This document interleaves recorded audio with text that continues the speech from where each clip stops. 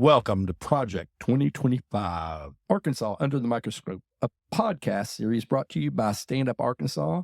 I'm your host, Steve Grappe. I also have my co-host in life and co-host today, Kelly. Hello, good morning.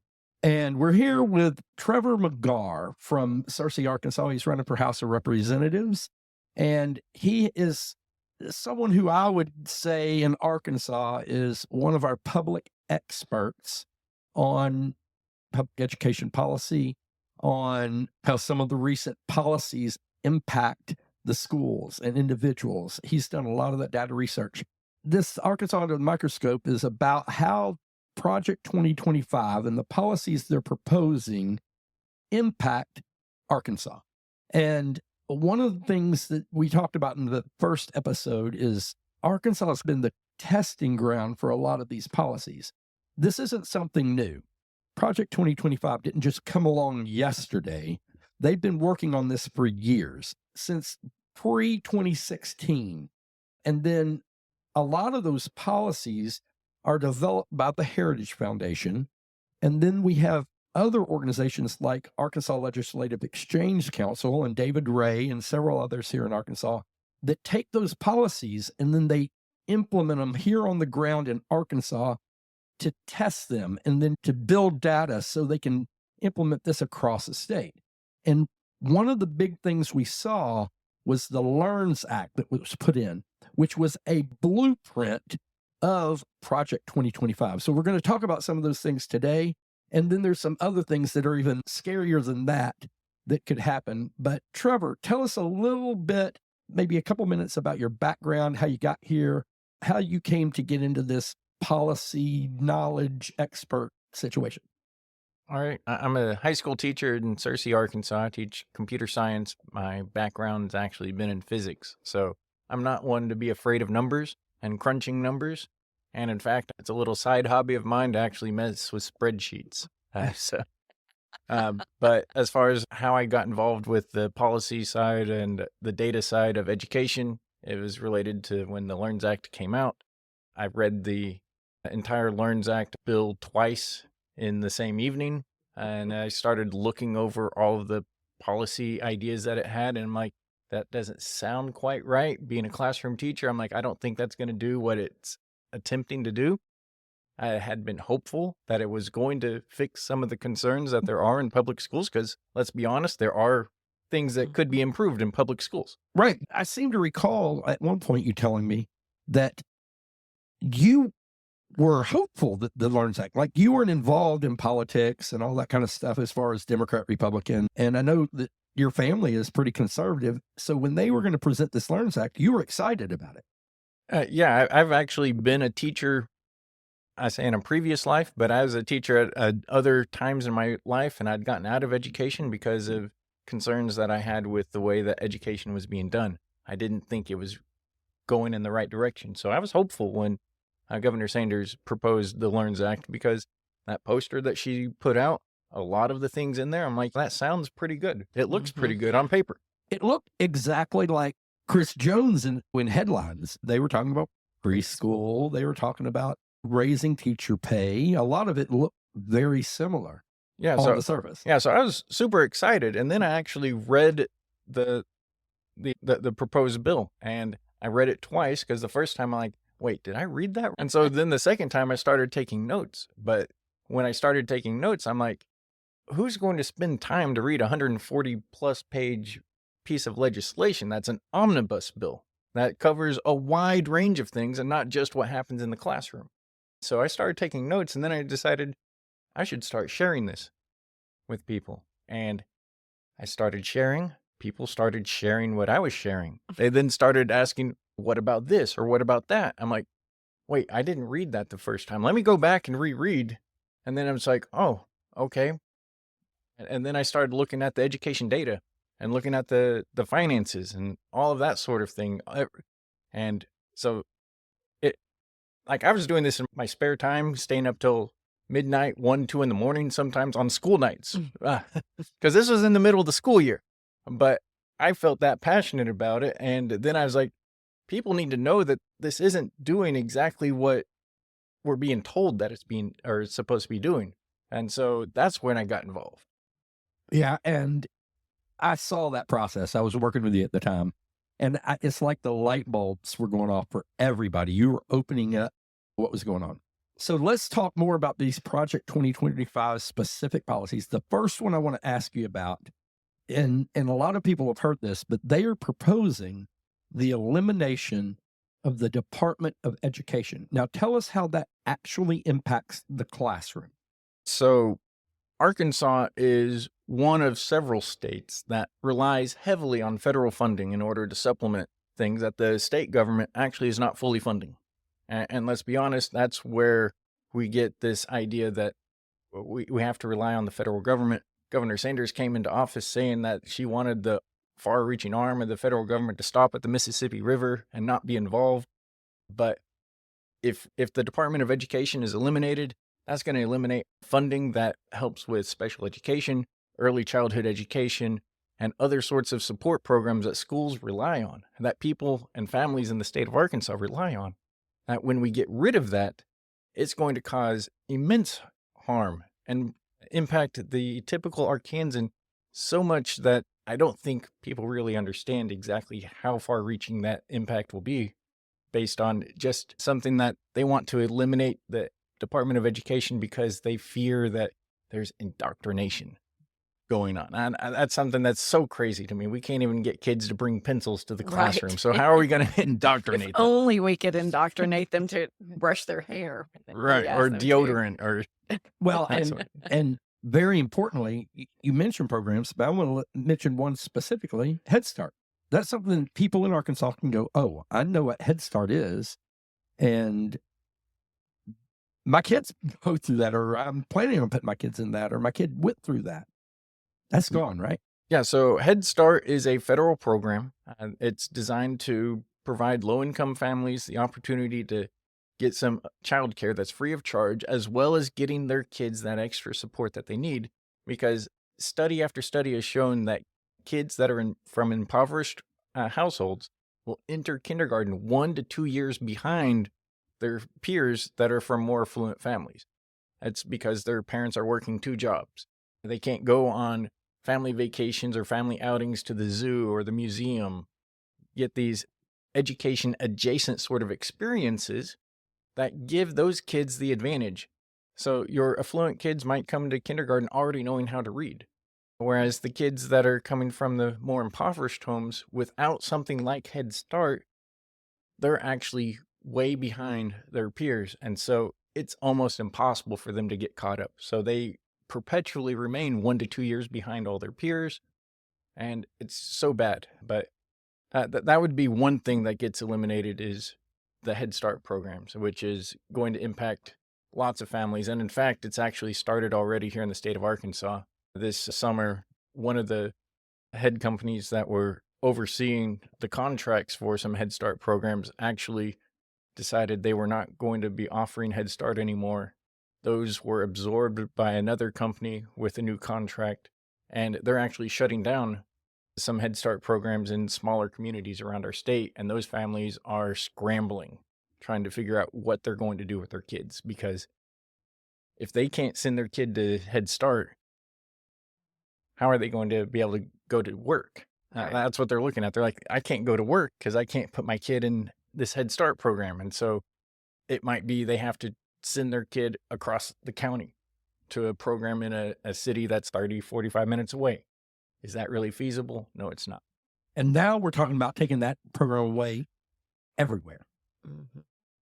Yeah. And Arkansas has their own ABC program. It's state funded.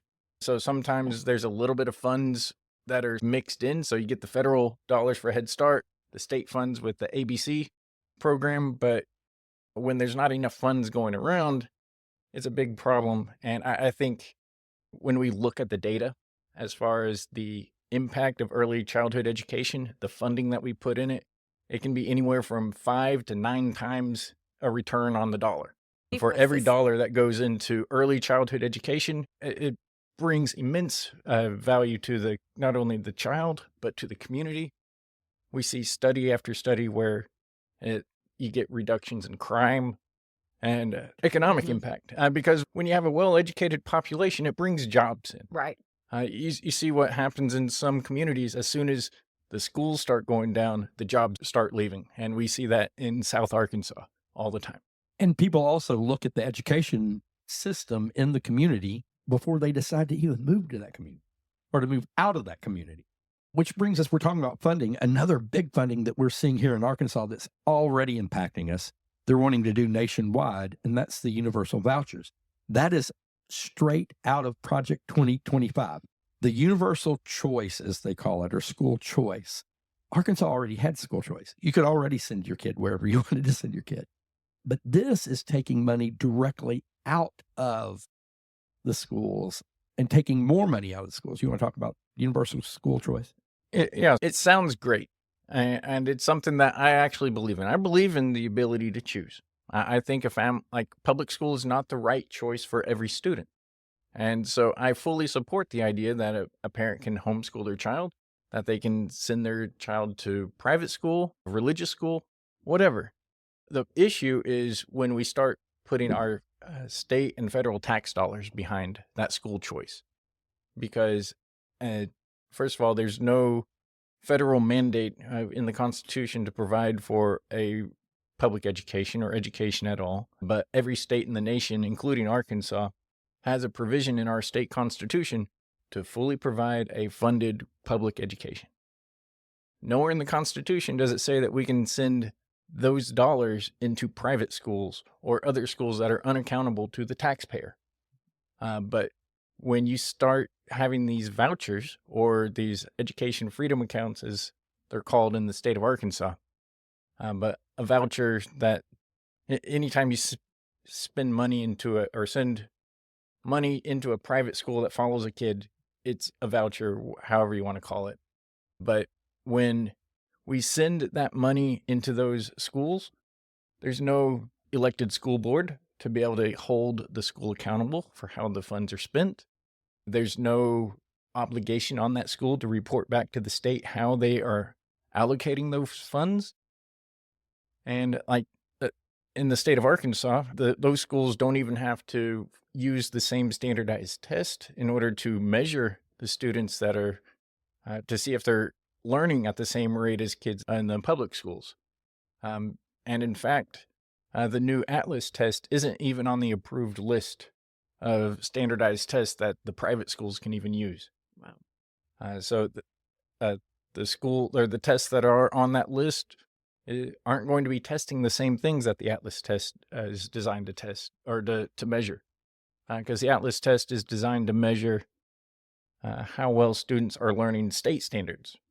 And everything else is based on some nationalized normed federal guidelines for education. So we're not going to be measuring apples and apples. It's going to be apples and oranges. Sounds like accountability is the missing piece here. And accessibility, because vouchers actually impact accessibility, because the people who take the freedom account money gets to determine who they accept. And there's not a lot of restrictions put on them on who they can turn away. Right. Yeah. If you're looking at who actually takes the funding for these education freedom accounts or these vouchers, in the first year of the program in the state of Arkansas, 95% of the recipients had never set foot in a public school. Yet that was one of the things that we were being sold on with the LEARNS Act, is that the idea of the vouchers was to get poor kids out of bad schools. So it's working on two assumptions. One is that private schools are all good. And two, it's working on the assumption that it actually helps poor kids. But when 95% of the recipients had never been in a public school, in these failing schools, because in the first year the student had to be from a failing school or meet some other requirement, they're entering kindergarten. So actually about 30-something% in the first year were actually new students that had never actually attended a public or private school. So it's not that 95% of the kids had only ever been in a private school. It's just 30% of them had never been in any school at all. But I happen to know how difficult it is to get your kid into a kindergarten in private school. So the competition to get the spots because it's not like they said we're going to create a lot of new private seats for people to sit in. It was the private schools that were already there. Yeah, and you have some very good private schools in the state of Arkansas. You have like Little Rock Christian, you have Pulaski Academy, you have Fayetteville Christian up in Fayetteville, you have Harding Academy in Searcy.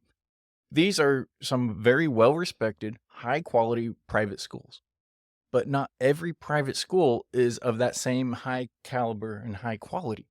And with the voucher money, there's no real checks on if the school that is going to accept these is actually of a high quality school, because they don't even have to be an accredited private school. They can have up to 4 years before they have to be accredited, as long as they're showing that they're working towards accreditation. So that's 4 years that a kid could be in a subpar private school with zero accountability to the state, because they're not actually having to really report back how their dollars are being spent. And so that should be a concern for every taxpayer in the state, is that our tax dollars are going to go to some schools that we frankly have no idea if they're any good or not. At least with public schools, we have our report card system, like a letter grade for the school. We could talk about how that's actually a terrible rating system, the way they have that set up, but that's neither here nor there right now. But It is accountability, though. But it is accountability, or the lack of accountability, for sending these tax dollars into these private schools that aren't held to the same standards as our public schools are. Project 2025 also would rescind federal civil rights protections. And how does that impact schools? You're a teacher. If you take civil rights protections away from LGBTQ plus students and minorities, like if you take those protections away from people in the public school system, what kind of impact does that have? When you go back to Brown versus Board of Education, which actually integrated the schools, that was one of the turning points for public education, because it actually started forcing schools to offer the same curriculum, the same opportunities for every student. And before that, you had the separate but equal idea, where we would push kids into these schools that weren't going to have the same opportunities as other schools. And that's something that is also of concern with these private schools, is they can use whatever admissions criteria they want. They can pick and choose who they want to be in there. They could base it on if a student has a disability and they can't offer services for them, they're like, no, there's not a seat for you. But then they could offer the really smart kid, the AP student, they could offer that kid a seat, while denying the student that has those extra needs a seat in their school. And so it can perpetuate this separate but equal, which equals never equal in that situation. And I want to speak to the separate but equal. I was involved in the Marvel Lane School District debacle, and that became a transformation of contract. And they took the school away from, they dissolved the school board, they fired the school superintendent, and then they sold the rights of the school system to a private company. And here's what's terrible about this. Marvel has a horrible history in Arkansas, because after Brown versus Education, they literally opened up a white academy called Marvel Academy to create a separate school system, so the rich farmers and the rich people in town could take their kids out of the public schools and get them away. And now in that exact same city, that academy, and I'm doing air quotes, was the savior to the public education system. They came in and were literally giving tax dollars to send kids to that school right now. Yeah, and it's a terrible thing to be able to create opportunities where we don't get exposure to, quote unquote, the other. Mhm. Because we spend so much time in our society sort of demonizing the other, or at least maybe not demonizing, but making them seem so different and so foreign from us that we can discount their life experiences and their challenges and act like that we have some sort of superiority, or feel like we're superior because that wasn't our experience. So it couldn't possibly be that's their life experience. And so it just perpetuates this idea that I don't see why they're struggling the same way that I'm struggling, because I never had that issue. So it can't be that was an issue that they really experienced. And how dare someone say that we need to do something to make it better for them, because they're no different than I am. Right. How might the privatization of the federal student loan portfolio affect students and families? So with the student loans, there's been a history in our nation of some predatory student loans where we allow students who are 18, 19 years old, who have zero life experience, to take on tens of thousands of dollars of debt without them fully grasping the full ramifications. And if we only allow for the privatization of these student loans, these banks could start taking some predatory actions, start increasing the interest rates, because under the federal system, with the federal student loans, the federal government actually keeps those interest rates low, often at or below like inflation even. So it makes it a very stable system. But if we start privatizing these student loans, there's the opportunity. Now, I'm not saying it would happen, but there's the opportunity that these interest rates could get into double digits. And it's already impossible for many people in our nation to actually repay their student loans, because they were sold on this need of, you need to go to college, you need to get this degree, and then your life is going to become so much better. And so people are getting tens of thousands, or if not hundreds of thousands of dollars of debt for a college degree, and sometimes all they can actually become is a barista at Starbucks, and they're never going to be able to pay that back. It's not a failure of the kid. The kid did what they were told to do, get a college education, and they were sold on this idea that there would be a job waiting for them.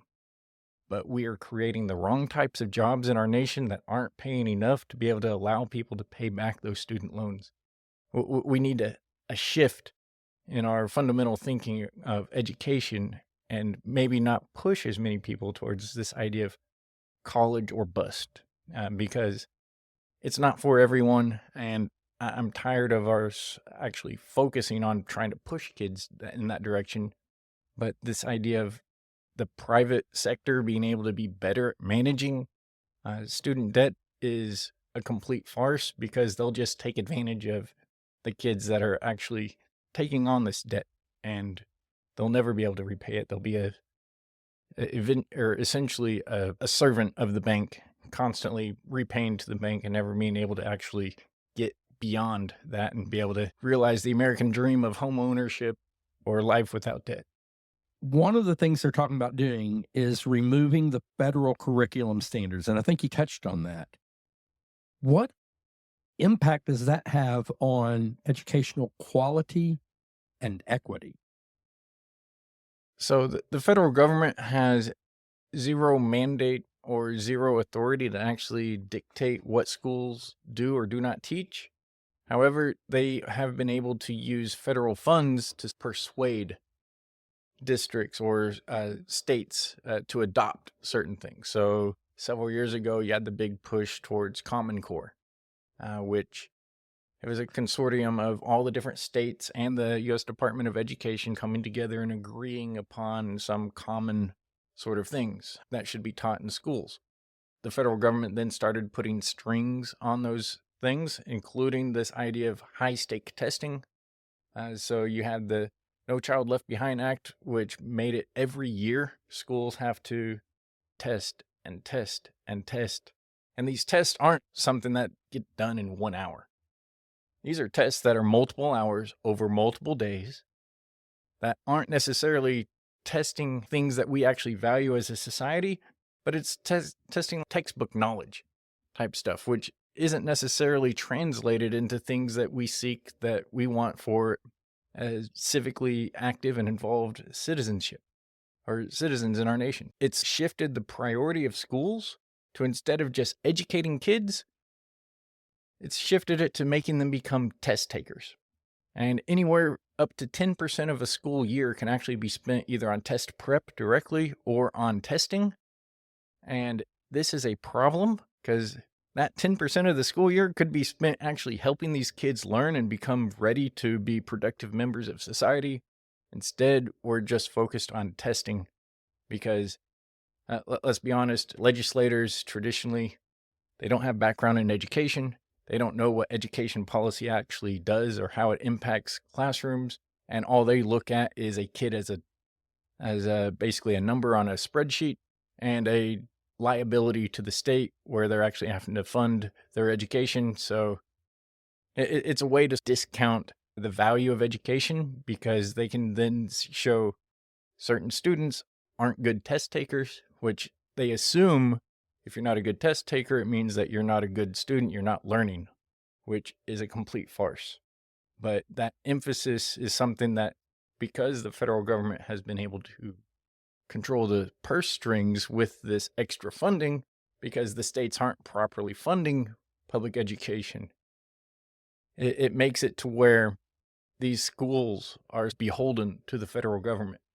And so that's one aspect I actually am not really excited about or keen on with the public funding, with us being so reliant on the federal government with the heavy emphasis on testing. And that was actually one thing that I spoke heavily against with the LEARNS Act whenever I went and testified in the House Education Committee, is this over-reliance on testing data that actually only does one thing. It just lets you know how many garage doors are in the neighborhood where the school is. So a poor school is going to have poor education outcomes just because the kids come from a poor family. That's the bottom line of it. And as we wrap this up, I want to look at what looks like the overall goal is, and that's to privatize public education completely. They've already started moving toward that in Arkansas, and you've seen it in places around the country. If you go into South Louisiana, into New Orleans, where the vouchers are ahead of us, it's completely charter schools and private schools. There are no public education down there anymore. And the idea is to take the responsibility away from the government to educate the people and to make that a private thing to where it's up to you to get your own education. And it's a flip that they want to make. Do you see these policies like the LEARNS Act and like these policies proposed in Project 2025, in your opinion, are they going to close schools, public schools? Maybe not in the next 5 years, but it seems to be that's what they're heading towards, because there's this overall narrative that public schools are just centers of indoctrination, when the only thing a public school actually does is it presents how the world is. It teaches students how to be critical thinkers, how to look at evidence and data from more than one perspective. But there's a certain group or segment of the population that thinks that because you're exposing kids to how the world is, that is actually indoctrination, when all it is actually education. So this idea is actually pushing schools, or pushing this narrative of privatizing education, is actually going to be creating these indoctrination centers where people are exposed to just a single worldview, which just makes it to where we start to see the other side as something totally foreign to us.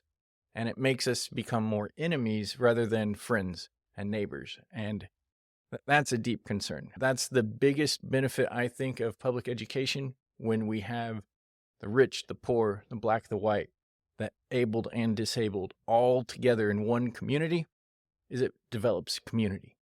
It brings us together.